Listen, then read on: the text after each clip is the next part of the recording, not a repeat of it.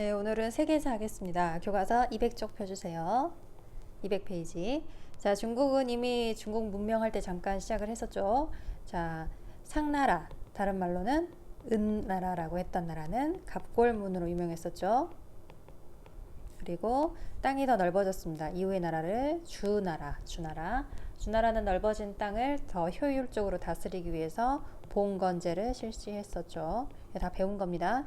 이 주나라가 이제 변화가 생기는 게 바로 춘추 전국, 오늘 배워야 하는 부분입니다. 선생님하고 같이 정리하고 교과서 훑어볼 거예요. 자, 봅시다. 자, 기원전 8세기 초 유목민족의 침입으로 견융족이라고 하는 유목민족, 가축을 키우면서 돌아다니는 민족이 유목민족이죠. 유목민족의 침입으로 주왕실이 이제 한마디로 도망을 가게 됩니다. 주나라 왕실의 수도가 원래 있었던 곳이 호경이라는 곳이에요. 호경이라는 곳에서 동쪽 방향에 있는 1번에 들어갈 말이 바로 나급이네요. 나급 지역명이고 러양이라고도 합니다. 나급 또는 러양 같은 말이에요. 기존에 있었던 곳에서 동쪽으로 옮겨갔기 때문에 예전에 주가 서쪽, 예전에 수도는 서쪽에 있어서 예전 거는 우리가 서주, 그리고 이후에 동쪽으로 도읍을 옮긴 이후부터는 우리가 구별해서 동주라고 부르면 되겠죠. 그래서 우리가 이 동주 시대를 소위 말하는 춘추 전국 시대라고 합니다. 춘추하고 전국 나눠놓은 이유는 춘추 시대에는 적어도 주나라 왕실을 큰 형으로 인정을 하고 서로 이 주나라의 인정을 받으려고 해요. 즉 봉건제 체제 하에서 주가 가장 높다는 걸 인정하는 게 춘추 시대인데, 전국 시대의 경우에는 그마저도 없습니다. 그마저도 없이 서로 제일 잘났다, 내가 왕이다 하고 서로 다들 왕을 칭하는 시기, 더 전쟁을 많이 했던 시기가 전국 시대입니다. 춘추 전국 시대는 다 이제 책 이름에서 따온 시대의 이름이에요. 자, 일단 넘어가 보죠. 자, 정치. 각 지방의 제후들이 독립국가처럼 행세하고 서로 싸우고 전쟁하고, 특히 여기 나오네요. 전국시대에는 제후들이 주 왕실을 아예 무시했다. 스스로 왕이라고 칭해서 전쟁을 엄청 많이 했다는 거죠. 그러다가 결국 전국시대에는 7개의 나라가 살아남습니다. 7개의 나라가 엄청 치고받고 싸웠겠죠. 그 중에서 하나 마지막으로 남은 나라가 바로 우리가 아는 진나라, 시황제의 진나라가 이 전국을 통일하게 되는 거예요. 자, 넘어가 보겠습니다. 춘추 전국 시대는 전쟁만 했냐? 그게 아니고 발전상이 당연히 있습니다. 이거 꼭 보셔야 돼요. 경제 아주 중요합니다. 지난 시간에도 잠깐 설명을 드렸는데 나라가 뭔가 발전하고 돈도 돌고 경제도 돌고 하려면 무조건 가장 먼저 시작된 게 바로 농업 생산량이 좋아야 됩니다. 그러니까 농업 생산량이 어느 정도 나와줘야 상업도 있고 인구도 증가하고 그 다음이 생기는 거예요. 그러니까 농사가 잘 되려면 당연히 농기구에서 철이 더 강하죠. 돌이나 나무보다. 철제 농기구, 그리고 소를 사용합니다. 이걸 두 글자로 뭐라 할까요? 소를 농사에 쓴다. 소우자 써서, 그렇죠, 우경이라고 합니다. 소를 사용하는 거 우리가 우경이라고 해요. 우경. 자, 그리고 광업, 제철업, 철을 다루는 거, 상업, 수공업까지 발전하고 시장과 도시가 생겨납니다. 그리고 화폐를 쓰는데 청동화폐를 써요. 그러니까 여러 모양의 청동화폐가, 왜? 나라가 많잖아요. 그래서 화폐도 다양하게 등장합니다. 2번, 이것이 붕괴됩니다. 기존에 주나라 하면은 등장해야 하는 정치제도가 뭐였죠? 그죠? 이제 주의 봉건제는 더 이상 유지할 수가 없겠죠. 봉건제가 붕괴됩니다. 봉건제는 기본적으로 주나라 왕하고 왕실하고 뭔가 관련이 있는 혈통이 비슷하다거나 공신이라든가 이런 관계가 있는 사람이어야 되잖아요. 근데 이제는 그거하고 상관없어요. 상관없이 내가 능력이 있다면 누구든지 소위 말하는 출세가 가능한 세상이 왔다는 거죠. 그래서 서로 하도 경쟁을 많이 하다 보니까 똑똑한 인재들이 필요해집니다. 각 나라에서는 부국강병, 잘 먹고 잘 살고 강한 국가, 이러기 위해서 인재들을 많이 이제 등용을 하는데 덕분에 많은 사상가들이 출연하게 되죠. 자, 3번에 들어가야 할 건 바로 들어봤을 것 같아요. 제자백가. 제자백가라고 합니다. 제자백가. 제자는 공자, 맹자, 노자, 장자, 끝에 자가 붙은 여러 사상가. 이 자가 붙었다는 건 선생님, 스승님 이런 마스터의 개념이에요. 그래서 공자, 맹자, 노자, 장자, 장자, 장자 이런 자가 맡은 자가 우리 다 통칭해서 제자라고 합니다. 그리고 백가 같은 경우에는 유가, 도가, 법가 뭐 이렇게 해서 끝에 집안을 이루었다. 그 하나의 학풍을 이루었다 해서 여러 학파를 가 한자어로 가자를 써서 백가라고 합니다. 제자 백가. 자, 그 중에서 유명한 거 우리 한번 볼까요? 유가 엄청 유명하죠. 인과 예.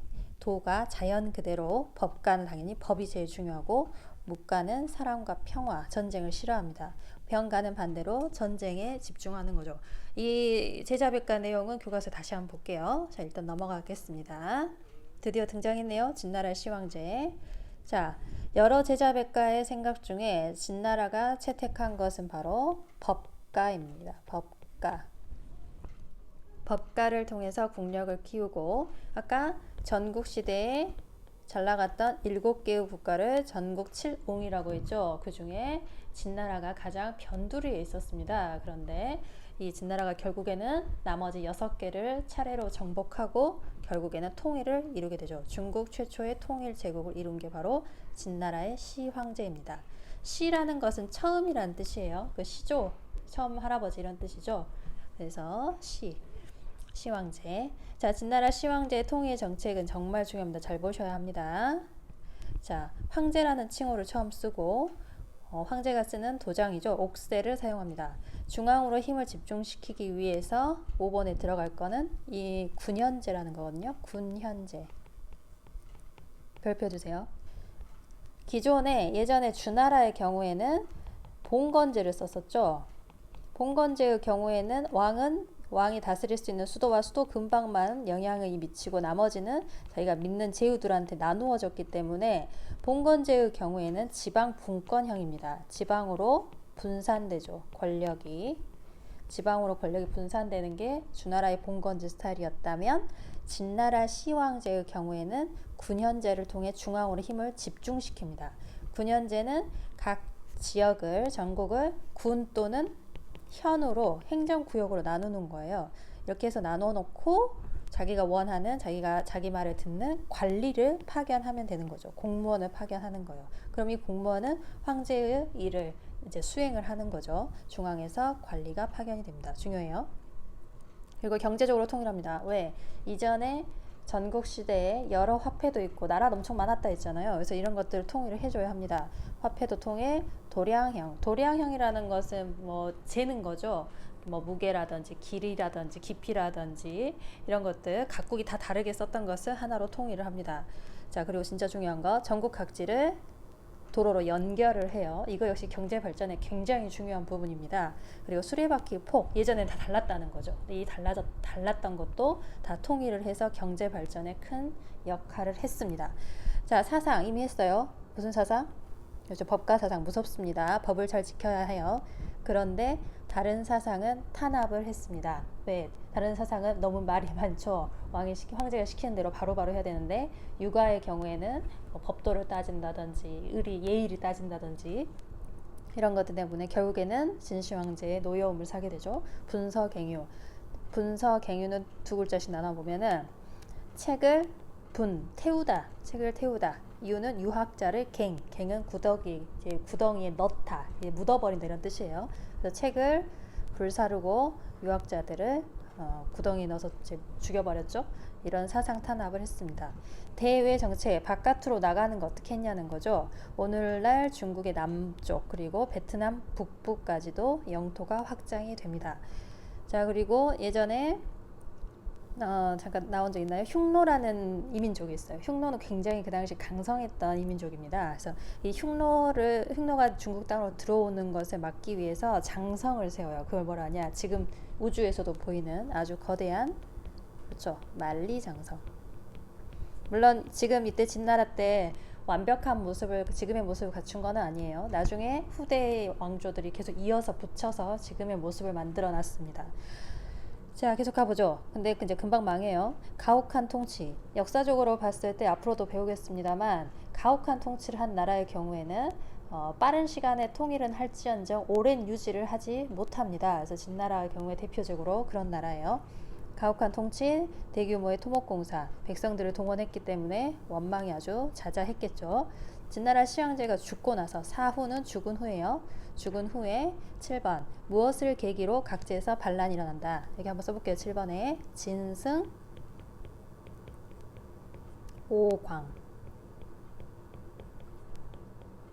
진승 오광의 난. 진승 오광 사람 이름입니다. 이 사람들이 이제 반란을 일으킨 게 계기가 돼서 전국적으로 이제 혼란에 빠지고 결국에는 15년 만에 통일된 지 15년 만에 멸망을 하고 맙니다. 자, 이 진나라 아주 중요하니까 잘 보셔야 해요. 교과서 같이 한번 봐볼까요? 자, 교과서 200쪽입니다. 자, 200쪽에 보시면 왼쪽에 지도 먼저 보시죠. 처음에 주나라가 수도를 삼았던 곳이 바로 여기 호경이라는 곳이죠. 그런데 어느 쪽으로? 저 동쪽으로 수도가 이사 갔습니다. 무서워서. 이게 바로 나급 또는 뤄양이라는 곳이고 동쪽으로 이사 갔기 때문에 기존의 주는 우리가 서주라고 부르면 되고 여기로 이사간 이후부터는 뭐라고 부르면 되죠? 동주라고 부르면 되죠. 동주. 근데 이 동주라는 시기에는 주나라가 있기는 있는데 주나라가 이미 힘이 약하다는 걸 다 소위 말하는 까발려진 상태이기 때문에 막 이 사람 저 사람 대들기 시작하죠. 혼란이 시작이 됐고 그 시대를 우리가 춘추 전국시대라고 한다. 그래도 여기 보면 춘추 시대는 적어도 주나라를 큰 형이라고 그래도 인정을 해요. 그런데 전국시대는 주나라고 뭐고 내가 왕이다 하고 주나라 인정하지 않는 시기입니다. 그리고 7개의 강한 나라 전국 7웅 7개의 강한 나라가 있다가 그 중에 마지막 구석에 있었던 진나라, 여기 구석에 있는 이 진나라예요. 이 진나라가 결국에는 통일을 하게 되죠. 자, 우리가 이 시대를 통틀어서 춘추 전국시대라고 한다. 보셔야 합니다. 쭉 한번 가볼까요? 여기 별표 보세요. 춘추 전국시대에는 철제 농기구와 소를 이용해서 농사를 지었대요. 덕분에 뭐가 크게 늘어나요? 농업 생산력이 크게 늘어났대요. 무조건 농업 생산력이 받쳐줘야 그 다음이 있다고 했습니다.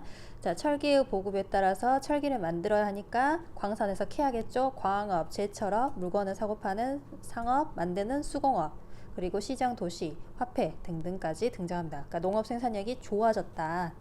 자, 여기 보면 이게 바로 우경이죠. 소를 이용하는 거, 철제 농기구, 화폐가 많습니다. 모양이 다양하죠. 자, 넘어가 보겠습니다. 제자백과 진짜 중요합니다.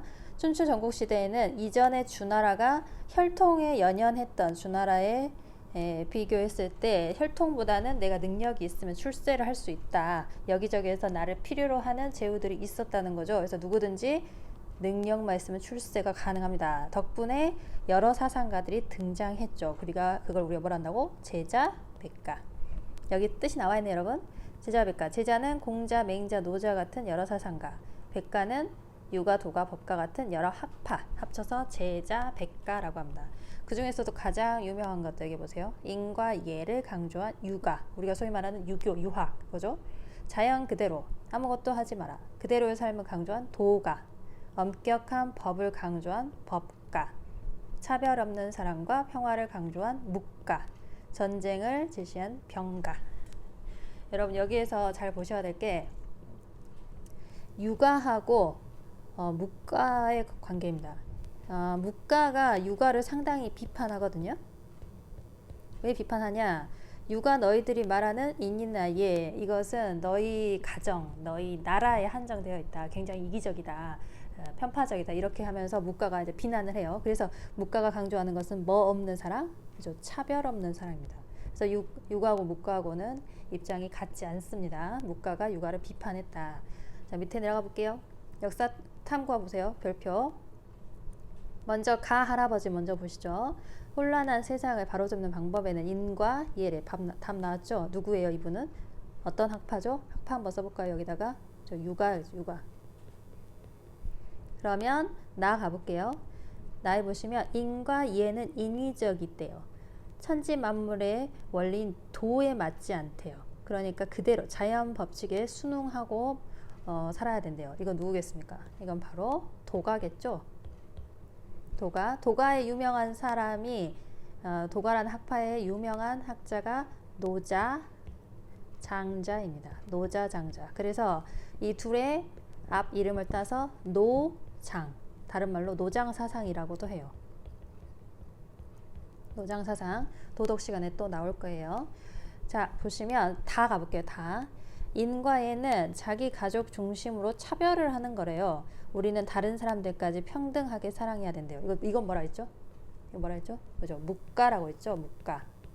묵가에서 유명한 사상가는 당연히 묵자입니다. 그래서 묵가예요. 자, 하나 가볼까요? 사람들은 스스로 예절을 지켜야 되고 엄격한 법을 다스려야 된대요. 법을 어기면 처벌해야 된대요. 이게 바로 뭐겠습니까? 그죠? 법가겠죠. 법가는 뭐 이사, 한비자, 상앙 이런 사람들이 있거든요. 한번 써볼까요? 한비자, 상앙 다 사람 이름이에요. 이런 사람들이 법가의 유명한 사상가들입니다. 넘어가 봐도 되겠습니까? 202쪽입니다. 자, 진나라 시황제가 통일 제국 이룬 거 내용 나와 있어요. 자, 일단 볼게요. 전국 칠흥 중에 가장 구석에 있었는데 무슨 사상을 바탕으로, 그죠? 법가 사상을 바탕으로 나머지 나라를 차례차례 정복을 했고 결국엔 통일이 됐대요. 진나라의 왕, 자신의 권위를 높이기 위해서 왕의 칭호를 뭘로 바꿨다고요? 그죠? 황제. 황제로 바꾸고 스스로를 뭐라고 칭했어요? 시황제라고 칭합니다. 자, 시황제는 광대한 제국을 효과적으로 통치하기 위해서 강력한 중앙 집권 체제를 갖추었는데 가장 대표적인 게 예전에 주나라의 경우에는 무슨 제? 그죠? 봉건제.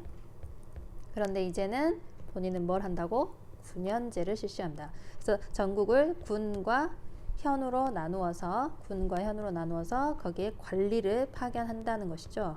왕의 말을 듣는 관리를 직접 파견합니다. 그리고 여러 개로 다 나뉘어져서 다양했던 화폐나 도량형 문자 같은 것들도 쭉 통일을 했다. 그리고 다른 사상들은 싫어했다 했죠. 여기 왼쪽에 보면 사료톡톡의 분서갱유. 자, 넘어가 보겠습니다. 사료톡톡에 보시면 다 중요합니다. 이게 전부 다 별표해 주세요. 자, 황제 지배. 황제라는 칭호를 처음 썼대요. 스스로를 뭐라고? 짐이라고. 짐은 하고 처음 말한 사람이 진시황제입니다. 그리고 황제의 상징인 도장이 바로 옥새죠. 자, 중앙 집권 체제. 기존의 봉건제 대신 뭘 썼다고? 군현제. 계속 반복되고 있죠. 중요합니다. 전국을 36개 군으로 나누고 군 밑에는 다시 현을 설치해서 중앙에서 관리를 파견합니다. 중요해요. 그리고 경제적으로 다 달랐던 것을 통일하죠. 화폐와 도량형을 통일하고, 자, 치도라는 건 다스리는 도로, 도로예요. 그리고 수레바퀴 포까지 다 통일을 했습니다. 여기 보시면 다양했던 문자들이 이렇게 하나로 통일되는 거. 화폐 역시 요게 바로 진나라의 화폐입니다. 발량전이라고 하는. 다 통일을 했어요. 중요합니다. 자, 넘어가 볼게요. 진이 망했습니다. 진나라 시황제는 영토 확장도 했다고 하죠. 남쪽으로 내려가는 남방 원정을 통해서 땅을 많이 넓혔습니다. 그리고 하나 더, 뭘 건설했다고? 중요하죠. 만리장성. 만리장성 왜 건설했습니까? 뭐를 막기 위해서? 그죠? 흉노가 자꾸 쳐들어오니까 만리장성을 건설했다라고 되죠. 여기 만리장성. 자, 넘어가 보겠습니다. 자, 그러나 가혹한 형벌에다가 대규모의 토목 공사로 백성들이 굉장히 고생을 했고 힘들었다. 결국에는 시황제가 죽은 후, 중요하죠. 시황제가 죽은 후 무슨 난을 계기로? 진승 5강의 난을 계기로 각지에서 반란이 일어났고 결국 망했습니다. 근데 여기서 꼭 보셔야 될 거 있어요. 중국을 영어로 뭐라고 그러죠? 차이나라고 하죠. 한번 써볼까요? 선생님 맞게 쓰는지 한번 보세요. 맞습니까? 차이나? 맞죠? 자, 여기에서 앞에 있는 바로 요거. 이게 어디서 왔겠습니까? 그죠? 지금 진나라에서 왔습니다. 진나라가 그만큼 중요한 나라입니다. 자, 차이나 계속 한번 보시죠. 진은 짧은 기간에 이제 끝났지만 역사상 최초로 강력한 통일 제국을 이루었다. 중국의 이름이 뭘로? 차이나로 불리는 계기입니다. 별표 두세요. 자, 진시황제. 진나라 시황제 무덤 황릉의 옆에 이제 병사하고 말이 묻혀 있는 곳이 발굴이 됐죠. 한번 보세요. 자, 이제는 우리 한나라로 갈 거거든요. 다시 학습지로 가보겠습니다. 학습지 3번이에요. 한 제국의 성립과 발전 한번 보시죠.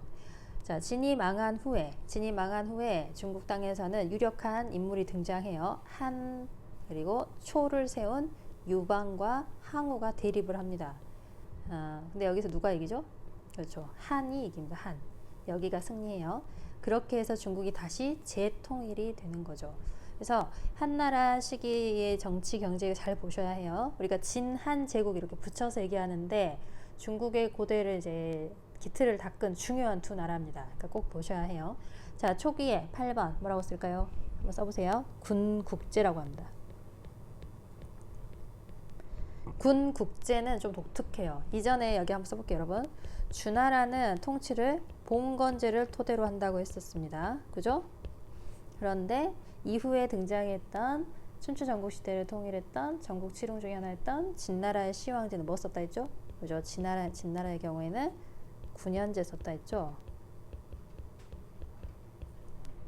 그리고 나서 이 진이 망하고 한과 초가 대립하다가 한이 생겼잖아요.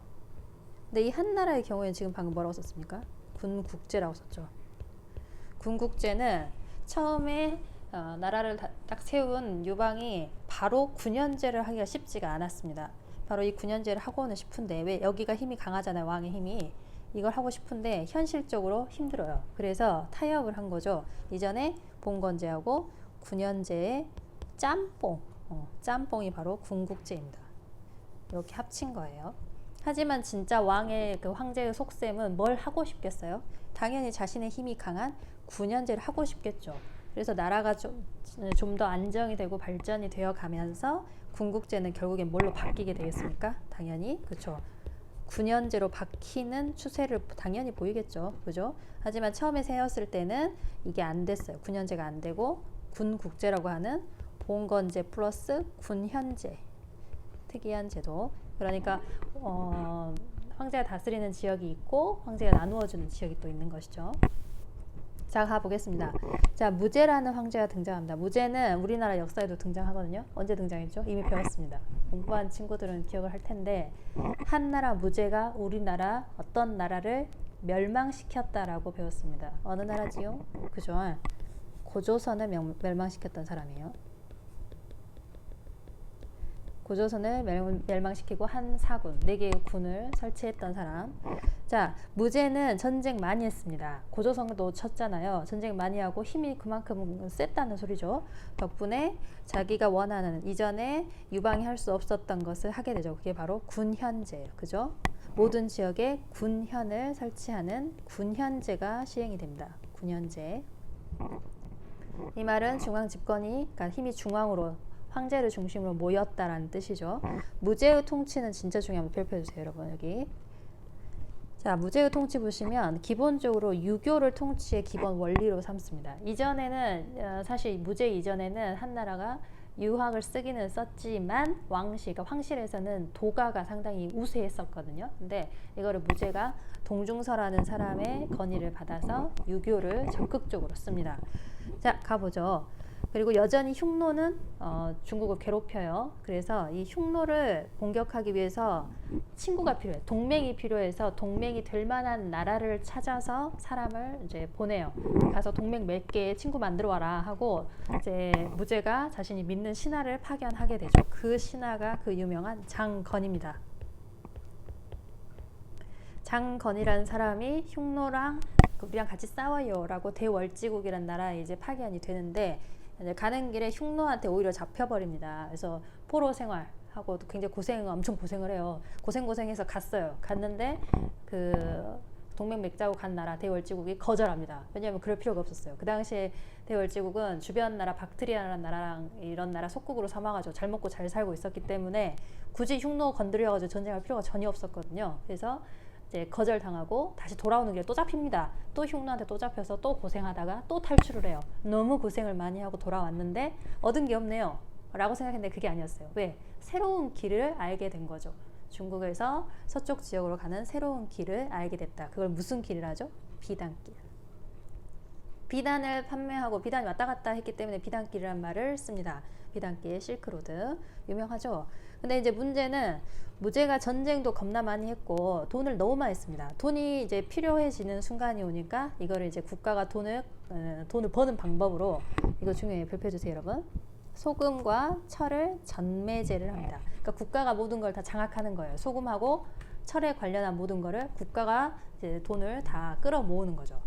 자, 중요해요. 무제는 딱 들어보니까 되게 강한 사람이잖아요. 근데 강한 왕이 있었으면은 그 다음은 이 강한 힘을 지키는 게 굉장히 어렵습니다. 그래서 보시면 무제가 죽고 나서 중앙의 힘이 약해져요.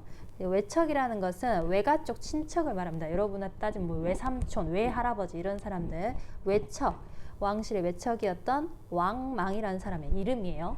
왕망이라는 사람이 반란을 일으켜서 자기가 나라라고 신이란 나라로 바꿔버립니다. 신이란 나라로 바꿔버려서 여러 가지 개혁을 하는데 잘 안 됩니다. 그래서 결국에는 신은 망했어요. 망하고 다시 한이 부활했습니다. 그러면 여기서 구별할 수 있겠네요. 신이란 나라가 생기기 이전의 한은 뭐라고 하면 될까요? 그죠? 전한이라 하면 되겠죠? 왜? 앞에 한이니까 한자로 앞전. 그러면 신나라 이후의 한은 뭐라고 보면 되죠? 그죠? 후한이라 보면 되겠네요. 뒤후자 써서 후한. 그럼 물어볼까요? 한나라의 무제는 전한의 황제입니까? 후한의 황제입니까? 어디예요? 그죠? 전한이죠? 전한의 황제입니다. 전한의 황제. 자, 넘어가 보겠습니다. 한나라 경제사회, 이것도 다 중요해요. 당연히 농업 생산량이 계속 늘어나고요. 여기서 비단 중요하죠. 비단 들어봤을 것 같고 중국의 비단 유명하죠. 다음 11번. 어떤 세력이 성장을 하느냐?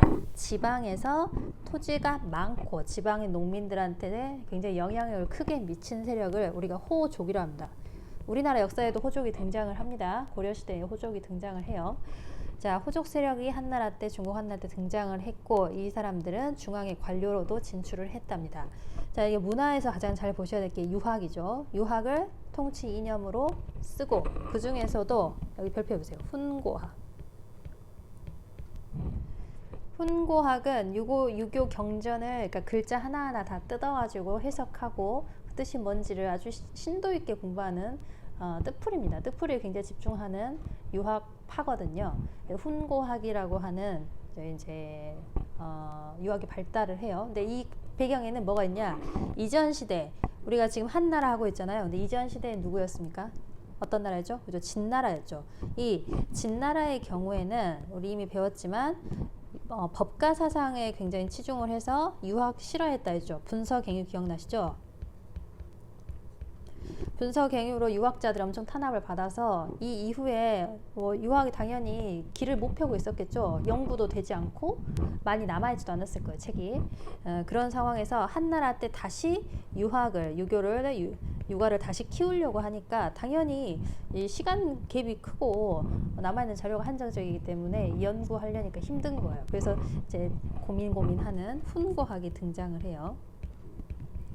그래서 글자에 굉장히 집중을 하고 무슨 뜻인지 해석하는 훈고학이 발전합니다.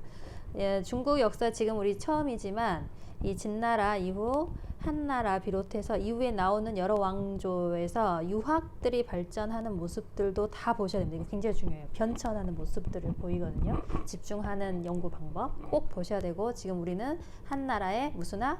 그렇죠. 훈고학에 대해서 배웠습니다. 별표해 주세요. 자, 넘어가 보겠습니다. 기술 발달 13번에 한번 써볼까요? 13번에 제지술 어려운 거 아닙니다. 만들체, 종이지, 종이를 만드는 기술. 원래 종이 나왔었어요. 근데 이것을 체륜이라는 사람이 고쳤습니다. 더 좋게 고친 게 개량한 거예요. 그래서 굉장히 우리가 아는 종이가 만들어진 게 한나라 때입니다. 지동의는 땅이 움직이는 것을 보는 게 지동의죠. 즉 지진을 관측하는 거예요. 굉장히 발전했다. 기술이 발전이 있었던 시기입니다. 역사책 진짜 유명합니다. 사마천의 그렇죠. 사마천의 사기 너무 중요하고, 기전체라는 것도 중요한데 이따 교과서로 볼게요. 한서는 한나라 역사책, 반고는 사람 이름이에요. 반고라는 사람이 쓴 겁니다. 다음 14번 비단길. 자, 14번에 들어갈 게 뭐냐? 바로 종교 중에 하나인 불교입니다. 불교. 그리고 나중에 인도 시간 다시 한번 배우겠습니다. 불교가 비단길을 따라서 들어오게 됩니다. 자, 넘어가 볼게요. 멸망. 이딴 어린 황제들이 즉위를 했고, 외척, 외가족 친척, 환관 이런 사람들 득세를 하고, 호족은 호족대로 설쳐되고, 결국에는 농민 봉기가 일어나는데 대표적인 농민 봉기 이거 잘 알아두세요. 황건적의 난입니다. 황건적의 난. 황건적의 난. 황건적의 난 등 농민 봉기가 일어나고 호족들이 자기 세력들을 자꾸 키워서 결국엔 나라가 망했습니다. 황건적이라는 거는 노란 두건을 쓴 도적 이런 뜻이거든요. 황, 노랗고 건은 뭐 두건, 수건 이런 뜻이고 그리고 도적이다 이런 뜻이에요. 결국에 후한이 220년에 멸망하게 됩니다. 교과서 한번 보세요. 자, 오늘 교과서는 204페이지인가요? 그죠? 204쪽 봐보세요. 204 짠. 자, 204쪽 보시면 한나라 지도 보세요. 지도 별표. 역사책에 나온 지도는 다 중요합니다. 다 모두 다 자료이면서 힌트예요. 근데 이 지도를 정확히 파악을 못하면 내용을 알고 있다 해도 어떤 시대에 갖다 붙여야 되는지를 당연히 모르겠죠. 그럼 오히려 더 혼란에 빠지고 어려워져요. 근데 문제가 아주 간단해지는 방법은 지도를 정확히 파악하는 거예요. 그럼 정말 일이 쉬워집니다. 그러니까 지도를 꼭 보셔야 해요. 자, 일단 여기 노릇끼리 한 여기까지 요 나라 여러분 지도에 보니까 여기 뭐라고 되어 있어요? 어느 나라? 그죠? 진나라라고 되어 있잖아요. 진나라는 요 그림 요 정도였고 한나라는 더 넓어졌네요. 그죠? 자, 일단 여기까지 파악이 됐으면 쭉 한번 봐보세요. 여기 세 번째 줄 봐볼까요? 한나라는 처음에는 무슨 제를 실시했다고요? 그죠? 군국제를 실시했습니다. 수도와 가까운 지역에는 군현 이거는 군현제 스타일이죠. 이거는 군현제 스타일이죠. 그런데 먼 지방은 누가 다스려요? 그죠? 제후가 다스려요. 먼 지방은 이거는 봉건제 스타일이죠. 그래서 이게 두 개가 짬뽕이 된 군현제와 봉건제가 짬뽕이 된 게 바로 이 군국제입니다. 군국제. 그런데 황제의 힘이 강해지면 즉 누가 등장하면 그죠? 무제가 등장하면 모든 지역에 군현제를 실시해서 황제가 원하는 대로 집권을 했다는 것이죠. 그리고 무제가 썼던 국가 통치의 원리는 바로 유교였습니다. 유교. 기억하시죠? 유교. 동중서라는 사람이 있어요. 동중서 사람 이름인데 이 사람이 건의를 해서 유교를 씁시다 라고 얘기를 하죠. 그리고 계속해서 여기 흉노 보이시죠 여러분? 흉노는 정말 거대한 제국이었고 흉노 굉장히 무서웠습니다. 근데 이 흉노를 이제 차단하기 위해서 동맹을 맺으려고 사람을 파견했다 했죠. 바로 여기입니다. 대월지. 여기 찾아가는데 갔더니 거절당했다 했죠. 그럼 여기 보시면 장건이라는 사람이 왔다 갔다 한 이 행로가 화살표로 표시되어 있습니다. 그죠? 왔다 갔다 한. 근데 거절당했지만 이 길이 뚫렸죠. 이걸 무슨 길이라고? 그렇죠. 비단길. 자, 별표 해보세요. 그런데 쭉 가볼게요. 정복사업 엄청 많이 했죠. 국가 돈이 바닥이 납니다. 덕분에 무제는 국가의 재정을 확충하기 위해서 소금과 철을 국가가 관리하는 소금과 철을 국가가 알아서 해서 그 돈도 다 국가가 먹어버리는 소금과 철의 전매제를 실시했습니다. 자, 쭉 가볼게요. 이 장건 별표 해주세요. 중요해요. 자, 장건이 간 이유는 당연히 무제가 가라고 해서요. 무제가 그냥 가라 한 이유가 아니고 왜 가라 했죠? 한나라 무제는 오랫동안 중국을 괴롭혔던 무순족을 그렇죠? 흉노족을 물리치기 위해서 자, 월지나 오손 등의 나라와 동맹을 추진하려고 사람을 보낸 게 바로 장건이죠. 장건이 정말 생고생을 해서 갔더니 거절당하고 다시 돌아오게 되죠. 하지만 그 길은 열린다. 무슨 길로? 비단길. 별표. 너무 중요합니다. 자, 비단길을 통해서 중국에 전해진 서역의 문물. 서역이라는 건 서쪽 지역이라고 했잖아요. 그래서 비단길을 통해서 서쪽 지역에서 들어온 거는 많아요. 일단은 뭐 보석 그런 것도 있고 낙타 같은 것도 있고 과일도 들어옵니다, 여러분. 포도나 석류 같은 것도 사실 아시아 쪽이 아니라 서쪽 지역에서 들어온 거예요. 그래서 포도, 석류 지금도 이란이 제일 유명하거든요. 그리고 뭐 유리 제품, 보석, 여러 장식품 이런 것들도 들어오고요.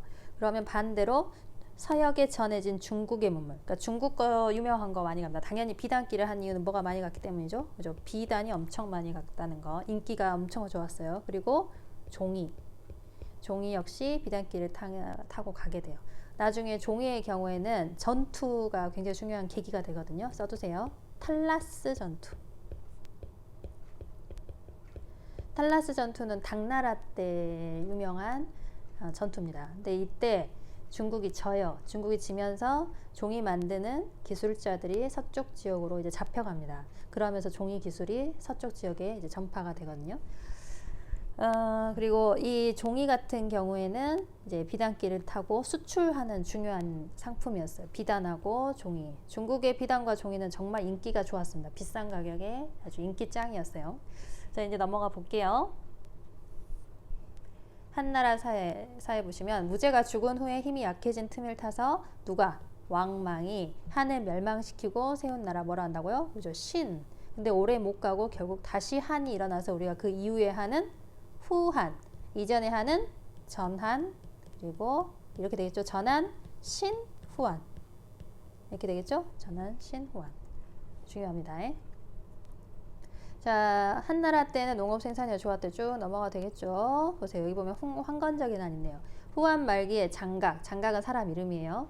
이 사람이 농민 반란을 일으켰고 머리에 노란 두건을 써서 황건적이라 했습니다. 노란, 수건, 두건, 적은 도적 이런 뜻이에요. 자, 쭉 가서 보시면 문화 중요합니다. 별표. 통치 이념으로 한 무제가 뭘 썼다고요? 유교. 그죠? 자, 여기 보시면 밑줄하고 별표.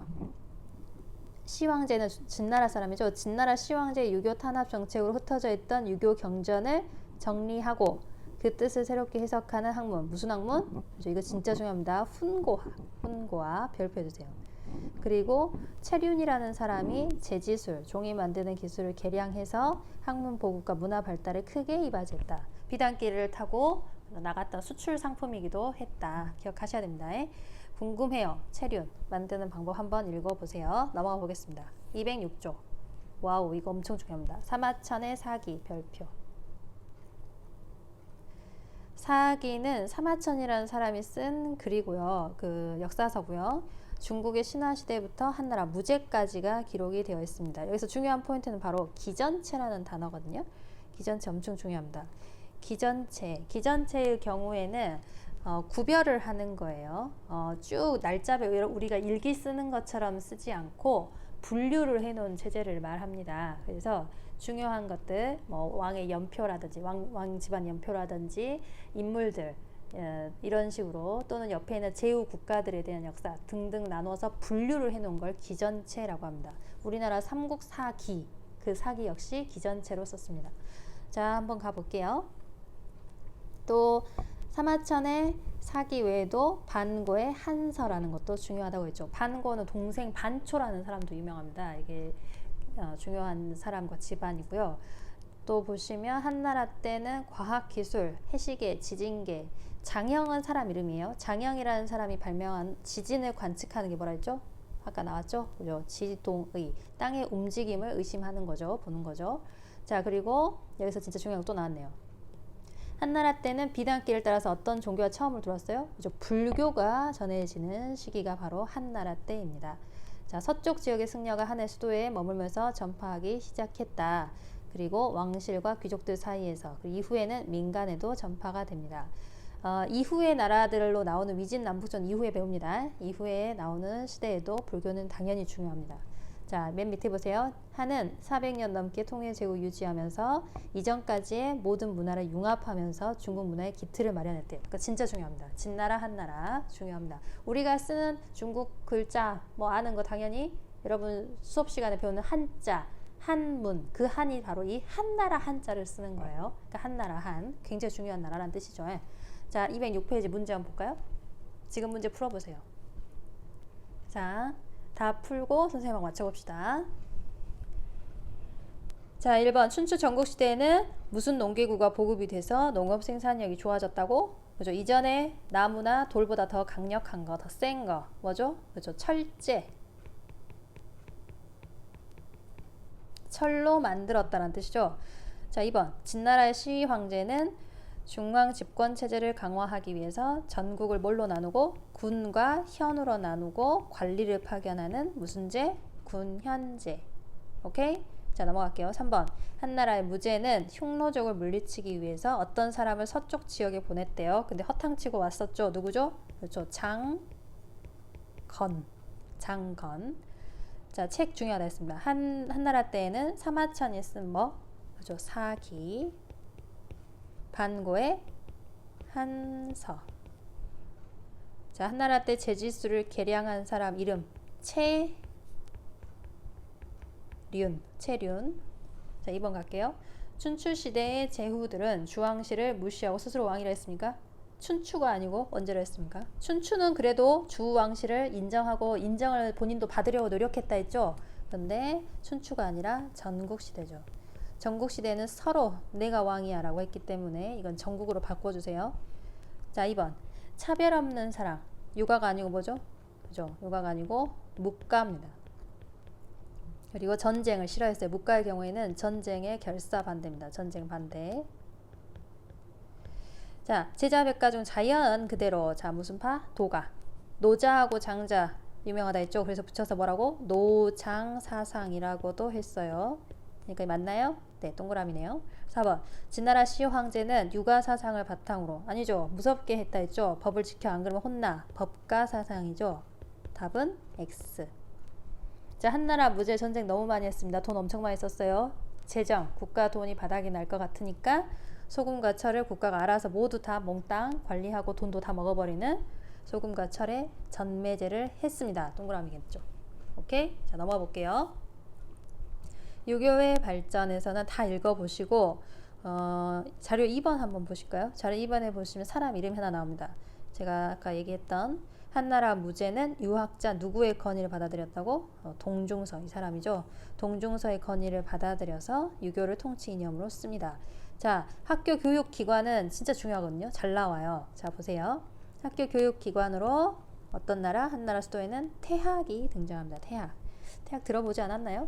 고구려에 나왔던 거 기억하십니까? 고구려 무슨 왕? 그쵸, 소수림왕. 태학. 그리고 고구려의 지방에는 경당. 예, 다 배웠습니다. 공부하셔야 돼요. 한나라 수도, 중국 한나라 수도에는 태학이라는 교육기관, 그리고 유학을 가르치는 박사. 무슨 박사? 오경 박사. 이건 또 언제 들어봤죠? 네, 그렇죠. 이건 백제에서 들어봤죠. 자, 우리나라하고 좀 비슷한 유교적인 면을 보입니다. 쭉 내려가 보겠습니다. 공묘라는 건 공자묘, 이런 뜻입니다. 그리고 자료 3번 보시면 조상에 대한 제사, 이웃, 효도 뭐 이런 것들이죠. 유교가 통치할 때 도움이 되는 이유는 가정, 집안에서 부모에게 뭘 다해라? 효를 다해라 라고 가르치잖아요. 효를 다하라고 가르치는 게 이게 확장이 된 게 국가에는 뭘 다 바쳐라? 그렇죠. 충성을 다 바쳐라. 국가의 충성. 그래서 이 집안 내에 있는 가정 내의 효가 국가의 충성으로 확장되기 때문에 유학이 나라 입장에서는 굉장히 좋습니다. 그래서 많이 이용을 했다는 것이죠. 오늘 207페이지까지 했습니다. 고생 많았고 다음 시간에 인도하겠습니다. 208페이지 인도할 건데 꼭 읽어보시고 지도도 한 번씩 보고 오셔야 됩니다. 쉽지 않아요. 자, 고생하셨어요, 여러분.